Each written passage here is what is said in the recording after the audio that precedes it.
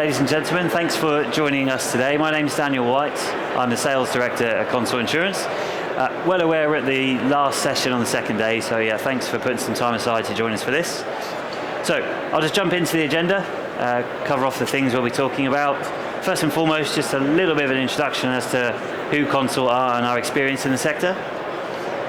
The insurance market, that's all. For those of you that are responsible for arranging insurance programs, you've probably heard the term hard market for some time now. I'll try and give you some context as to how that's come about.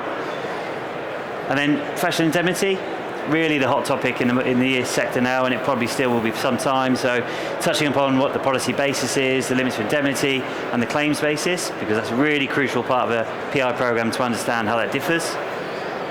Moving on to efficacy, where that sits under product liability policy, the different types of wordings you can find on there, and then also the claims basis, really trying to highlight the difference between PI and efficacy and how those claims work. And then another topic which I think really isn't discussed quite often enough is working with bona fide subcontractors. That sits differently from business to business, but something that I think should be worth talking about. And then some claims examples, which really ties in most of the points above to understand quite precisely happens when a claim occurs, which section of programs will respond. And then what's next for the insurance market? Well, it's often a question we're asked by our clients, so I'll be covering that off as to what we think sort of timelines of when things might start to change. And then at the end, a question and answer section. So if you've got any questions for me, please do fire across anything generally about insurance or anything that I would have covered off for you. So Consort, an overview, who are we? So we started trading about 10 years ago. Our focus in the fire sector really kicked off in 2019. The harder market was just about to start happening. We had a couple of clients at that point in time in fire, and we could see some of the challenges that were coming for them. So as a result, we then set about building an insurer facility. So something that we call Protection Detection, or PAD for short.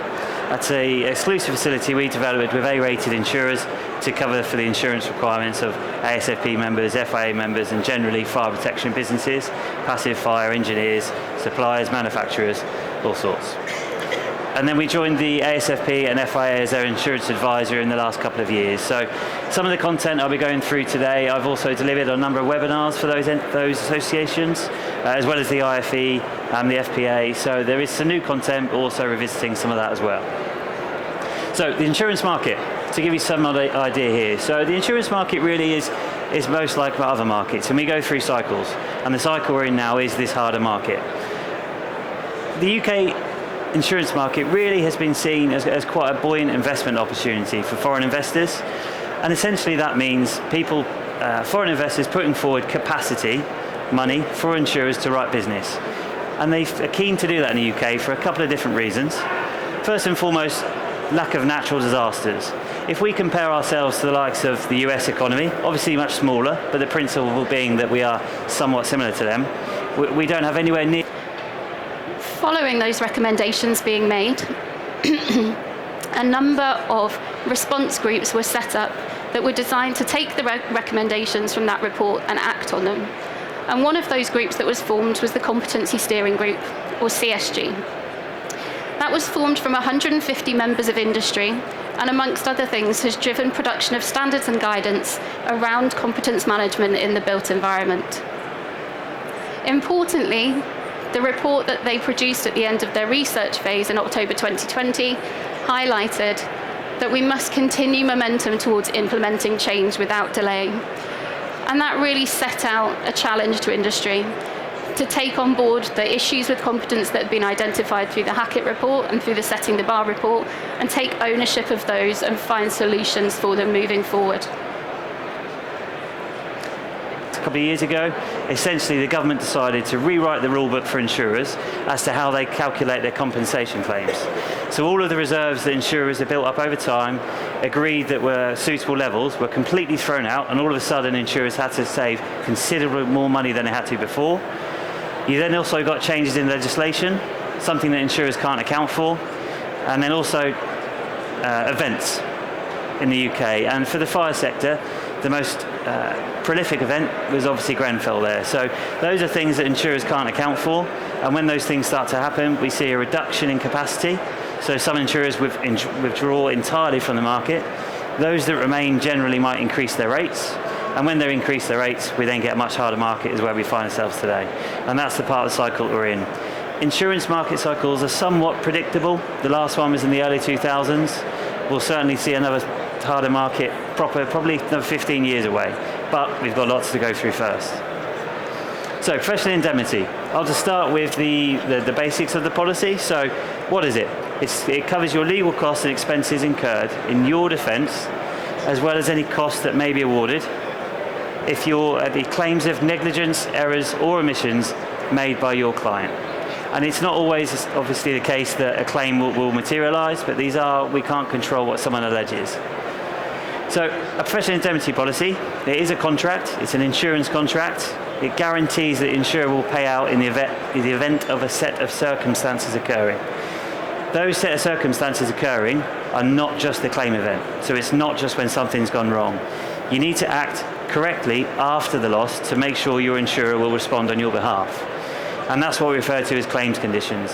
That is a separate CPD that I've run for the different associations, but essentially you have to notify your insurer in a period of time with suitable information so they can start to have their input as a compensator. If you don't do that, you restrict the insurer's ability to respond for you, and realistically that's when insurers start to refuse claims. So that's professional indemnity policy, very brief overview. Professional indemnity limits. So the harder market brought about lots of different challenges. One of them was around how insurers provide their capacity. So typically, a 5 million limit indemnity 5-6 years ago would be one insurer, because that insurer says, yep, I'm comfortable with this risk, I'll give you £5 million worth of cover. As a result of the harder market, that reducing capacity, insurers viewing the risks differently to how they did before, this might be a much more common way to see this, and it might be familiar for some, it might be quite different for others. But essentially, where we had one insurer before, we're now involving 3 different insurers. With a primary insurer, obviously carrying the most risk, because in the event of a claim, those are the ones that respond first. Insurer B would be an excess layer policy, which then is a 2 million over year 1, creating 3. And then Insurer C gives you the final 2 million, topping up to 5 million. If the larger the limits that you purchase, you'll be familiar that this can really could follow all the way down the screen. Up to, if you've got 50, 20 million limits, you could have 15 insurers in there. But this is a fundamental change to how insurers write their policies. The next biggest point really to raise, aside from premium implications, is how indemnity limits have changed. And that will seem familiar to some of you, and some of you might not, but traditionally any one claim. So if we use a 5 million limit indemnity there as an example, any one claim would mean, touch wood, you don't, but 50 claims in 1 year, each of those could be 5 million. The change when insurers reduce their capacity, charge more premium for it, and change the way they're structured, they also change this at the same time. And this is an aggregate basis. And this is traditionally where the insurance market is now. There are some opportunities for any one claim, and there may be in the future, and I'll touch upon that later, but aggregate is what changed. So, like it says on the tin, 5 million limit indemnity. If you had 50 claims, you've only got your 5 million limit, you haven't got that 50 times over. There are some routes to how to better cover for your own exposure, how better to cover for your own contractual obligations when you've got aggregate, and that's called including reinstatement on your policy. Reinstatement, not enough brokers are fully aware of how to apply that to a policy, but essentially if you agree with the insurer prior to inception, it can't be done mid-term, that you need to make sure you're covering yourself and exposure in a different way, you can include reinstatement on a policy where you're exchanging with the insurer. Once your limit's been exhausted, you go right back to the start again and you've got your 5 million. So it's sort of like an any one claim basis. It's sort of a short-term fix to the problem. Reinstatement costs, as you might expect, insurers will say, okay, we're on for more risk, we'd like more money. That's realistically somewhere between 20 and 30% at the point of inception. So you can't get halfway through a year, you need to discuss that upfront with your insurer, and not every insurer will have the capability to, because that relies on their own reinsurance, but certainly something to consider if you haven't done before. So, the claims basis. Really, really different professional indemnity, and if it's not been made clear to you before, hopefully this timeline will be able to do that. So the claims basis is called claims made, and that will be important to distinguish shortly. We'll use this timeline here. So, 1st of January 2020, you've taken out a policy. On the 1st of June 2020, there's an incident. You're not aware of that yet, but there's an incident. It comes to your attention on the 1st of June a year later, which can happen because it could be that you're not working with that client anymore for a variety of different reasons. They could have instructed someone to come and correct the work on your behalf and essentially send you a bill further down the line, which is completely plausible and we see probably too often. So at this point in time, with a PI policy, this is when you notify this insurer, because it's this insurer that's on for the loss. It's not this insurer when you did the work, it's the insurer you're paying the premium to at the point of the loss. So that's a really fundamental difference. It's why when you move to an insurer, they're taking on all of your legacy work. So it's a really different approach to how claims work, and you'll see how liability differs shortly.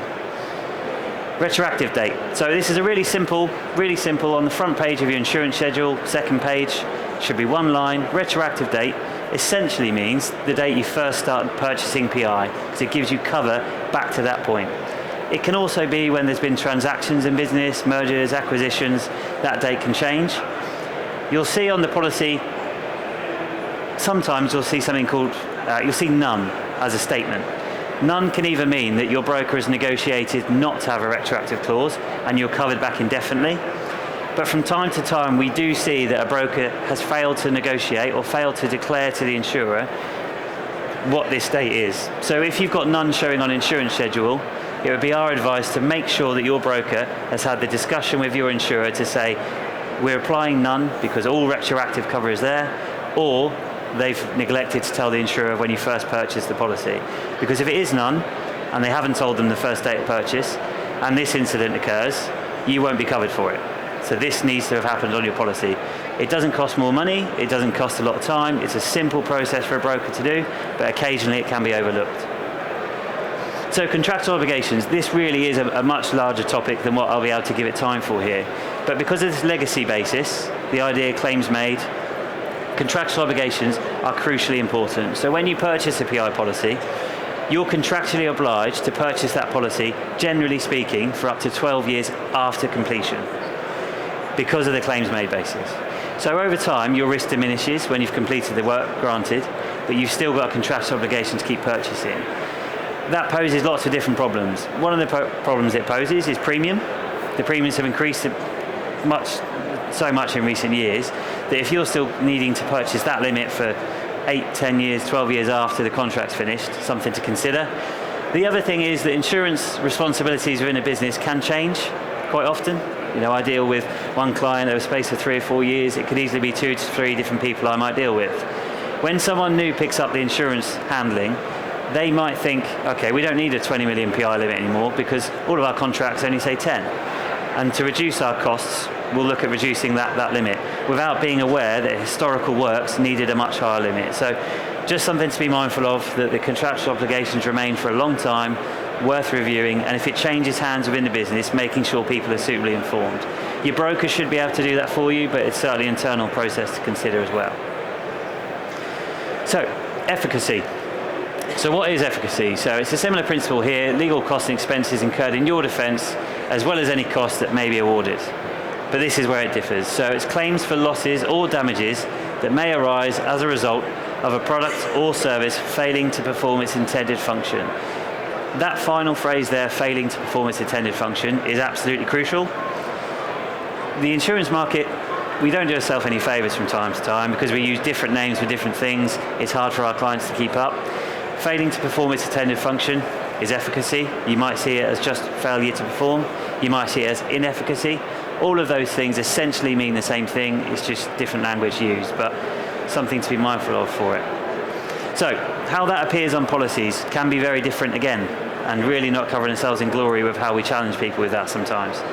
So you can have what's called a silent wording basis, because insurers traditionally will say, okay, this is the cover you have, and this is how we're going to make that explicit wording. So you are covered in this eventuality for doing this type of activity. Silent wording essentially says, we aren't excluding it, so you're covered for it. There are two different schools of thought as to which is more appropriate for a program. We think silent wording is more appropriate because it gives you more opportunity to challenge your insurer to say that your works are covered in the event that something transpires, whereas some insurers and some brokers would suggest that explicit wording is more reasonable. Claims basis. So, professional indemnity was based on a claims made basis. Efficacy, because it's a liability section of the program, is on a claims occurring basis. So that's very, very, very different. So we use the same timeline before. 1st of January 2020, you're on with an insurer. The date of incident it happens on the 1st of June, same timeline as before. The incident is notified to your insurers on the 1st of June 2021. With the PI, it's this insurer that responds because you've told them about it then. With efficacy and liability programs, it's the other way around. It's the insurer that was insuring you at the time you installed those works, you maintained those works, you supplied those products. So very, very different. So I've whizzed through some really quite complex parts of insurance there, so by all means do question anything you'd like to know more on. Working with bona fide subcontractors. So we see this as an area that I don't think is getting enough attention, because some businesses will rely on a much wider network than they need to. And the issue of bona fide subcontractors might be slightly different to how you perceive it as to how an insurer perceives it. But generally speaking, this would be the definition. A bona fide subcontractor is an independent entity that is contracted to perform work on a project and is not subject to the control and direction of the contractor.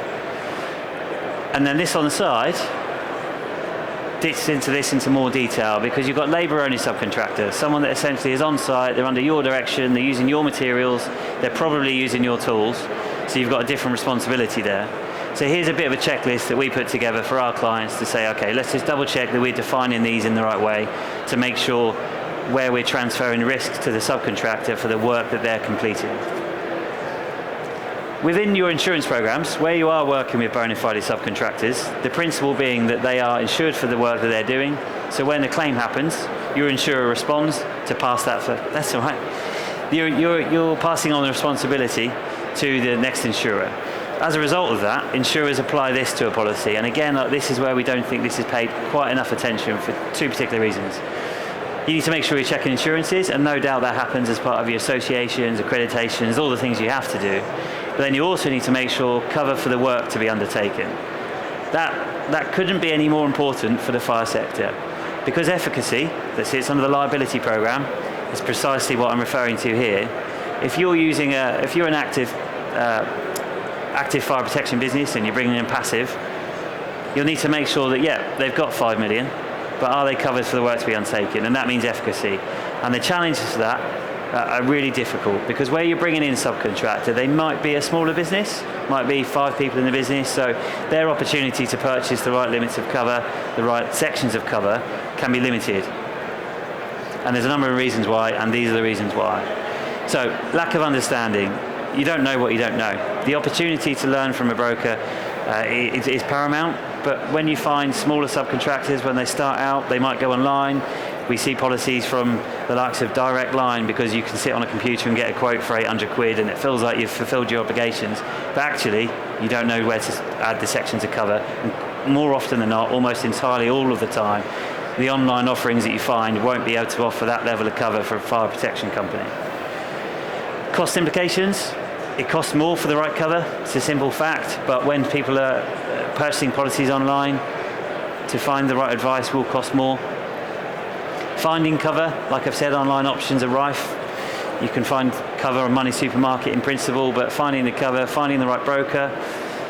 There are plenty of brokers that will say they can offer the right type of cover, but more often than not, if you aren't dealing with fire protection businesses, often you'll get stuck into pitfalls, and we see that from some of the businesses we work with, that they aren't getting the right advice to find the right cover in the first place. And this is exactly why it's a challenge for those subcontractors. So these things here, these are snipped exactly from a policy wording and policy schedules. So these things here, these are online offerings, so probably readable here, but removal of cover, failure of alarms. So this was an alarm contractor, turned over £500,000, said to me, I've got the right cover. Well, you don't, because this is excluded within your policy wording, page 26 of 60. No one's ever going to find that. It's the responsibility of a broker to find it for you and point out it's not right. Same thing here, efficacy exclusion, exactly the same issue, alarm contractor. It doesn't help us here because we're using different types of language, so how are people supposed to keep up with that? Alarm installation, efficacy exception. So exception is a different word again, still means the same thing as the other two.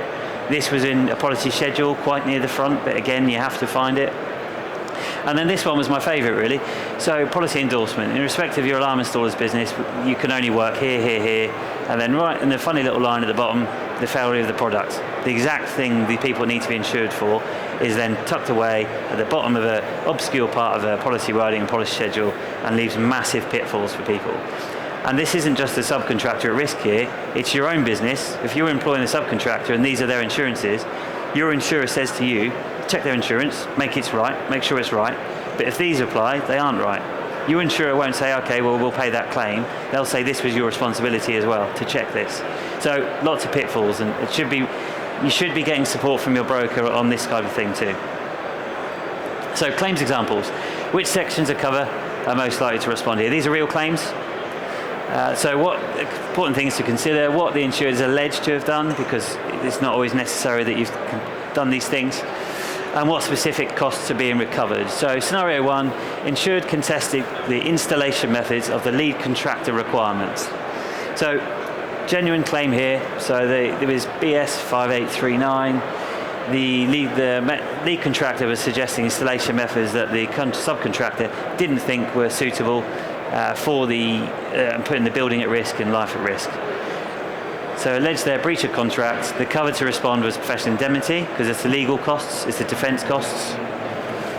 Scenario 2, false activation of a fire alarm led to a claim for economic loss from downtime. So this was quite a small claim, but the principle being that in a restaurant, the alarm kept going off during the course of the night, people couldn't sit down and eat the food, the restaurant couldn't charge, they made a loss. They then made a claim against to the subcontractor, or to the contractor. So alleged was a negligent design of the system causing false activation, and the policy to respond there was PI. Scenario 3, probably is quite a straightforward one to probably guess, but leaking sprinklers at the top of a high block residential block of flats. That led to damage of subsequent floors below. It was before anyone lived in the property, and quite literally it flooded the bottom floor. The alleged was an incorrect install, and the cover to respond there was efficacy. Scenario 4, installed water mist system was deemed not fit for purpose as a fire broke out from initial point of discovery to cause further damage. The alleged there was incorrect product specification. 2 different policies responded here. So professional indemnity, because you've installed the wrong product. If we had the right product, we'd have been there. Efficacy for the damage it caused to the property. So there's 2 different sections. Scenario 5, sprinklers failed to work during a small fire in an industrial warehouse, resulting in further damage. Alleged failure to perform its intended function. Cover to respond was efficacy.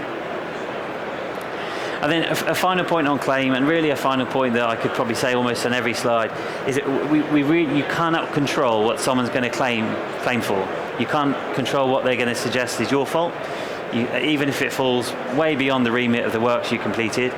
The legal team behind that claim will just be trying to chuck everything at the wall that sticks and see which policy that responds. So whilst these have got certain types of policy to respond, you could have the same claim here 2 weeks later somewhere else, and different sections of cover might respond, which is why you need efficacy and you need professional indemnity to give you a robust, holistic approach to insurance. So who should consider professional indemnity? The answer is loosely everyone, to be honest, anyone involved in fire, but I'll touch upon the different reasons here. So contractors, so you might have your own in-house design team. If you've got in-house design team, obviously you need PI. You might not have a design team. You might give professional advice on site, something to consider. Engineers, consultants, surveyors, pretty obvious one. Fire engineers, need the PI cover. Surveyors, you're providing your advice, you're providing your design work. Manufacturers, now this is probably the one that we find we get challenged on most, because we just build the product. Okay, right, well, have you had any input on design? Have you had any input on the tests? How are those tests completed? What happened if those test results weren't right, or you've misinterpreted the data, or that's used somewhere else? So all of those kind of things lead me to the point that each of these types of businesses would need PI. The little overlapping point here, professional responsibility. So you're on site, you're trying to fix a problem that's there. If you're using your professional advice and your judgment on site, making calls, in the event of a claim, like I mentioned earlier, we don't know what someone else is going to allege. They could say, you told me to fix that when you're on site, you haven't got a written record of that conversation, and in that event, you'd look for your PI insurer to start to support you meaning legal defence. Who should consider efficacy? We often go into a lot of detail with people that perhaps haven't had efficacy, so don't perceive that they need the cover, but contractors that install or maintain any safety critical product. So we work with a lot of fire companies, we work with a lot of security companies. Both of those absolutely fit the bill for efficacy. We won't insure someone, Consort as a business, that won't insure for efficacy because it doesn't fit the best of sector status that we put our clients through. Manufacturers, the design of product, all manufacturers from another's design. And that sounds strange because if I'm not designing it, I'm just putting it together for someone, why do I need the cover? Well, it's back to that issue of if in the event of a claim, everyone gets pulled into it. We use Grenfell as an example there. Everyone gets pulled into it. You need to provide your legal costs.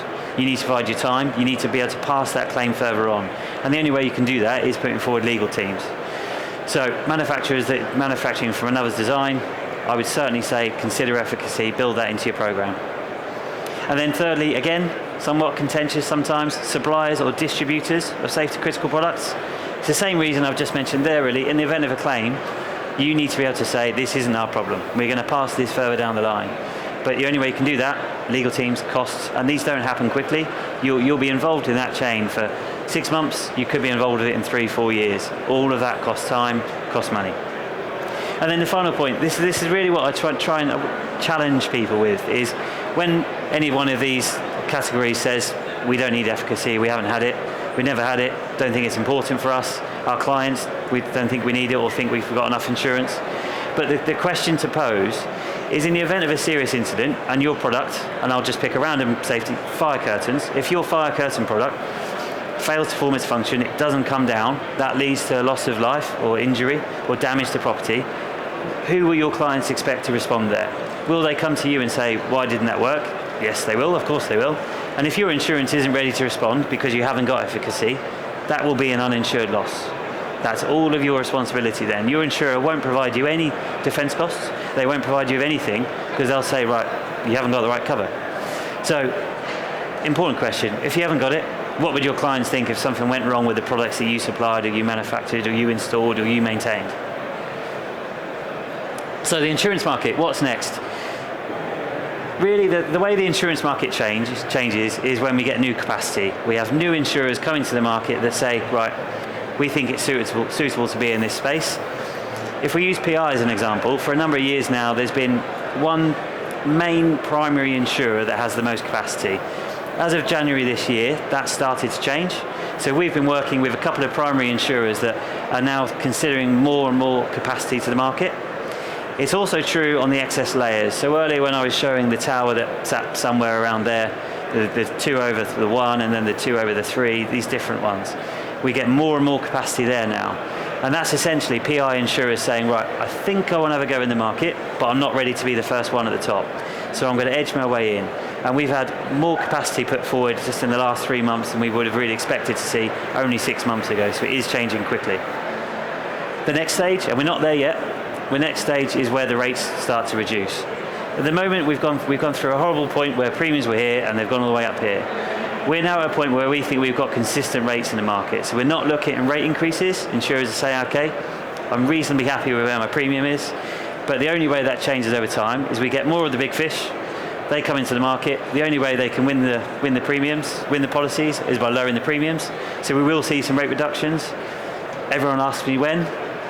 12 months, 18 months possibly. They won't be drastic like the increases were. That will take some time to come down again. And then again, that market cycle will kick in over time and we'll start to see increases again. And then insurance contracts, insurance policies. So we'll get more capacity coming into the market. That will have a positive effect on reducing costs. And then new players in the market, or the existing, will need to do more. And they need to do more on the covers that they offer. So where I mentioned before about any one claims basis, how that reduces to aggregate, I think the stage will be more capacity, premium reducing, any one claim basis start to be reinstated for businesses. That will bring about a number of challenges, possibly. So the first business to go, right, okay, we can purchase any one claim again, probably as a result of contractual obligations, is likely to kickstart the need for everyone else to start doing that again. So the first person to do it will probably create a domino effect. We'll get back into the principle of writing any one claim. That will mean that essentially the businesses in the sector are starting to be covered a lot more appropriately. And then, so that brings me to the end, really. Hopefully that's been informative for you guys. I'll just recap some of the things I went through, the market conditions, the harder market cycles, how they come about. Reviewed what a professional indemnity policy is, real whistle-stop tour on that. I'm happy to speak about it in any more length you might need me to. Reviewed efficacy, the wider implications, what that means for you in contracts. Working with bona fide subcontractors, claims examples, who needs PI, who needs efficacy, and then what's next for the insurance market. So Consort have a stand just behind us over there. I'm happy to field any questions now. If you've got any specific issues and perhaps sensitive items you'd like to discuss, grab us over there. I'm over there, my managing director's over there, a couple of other people we've got too.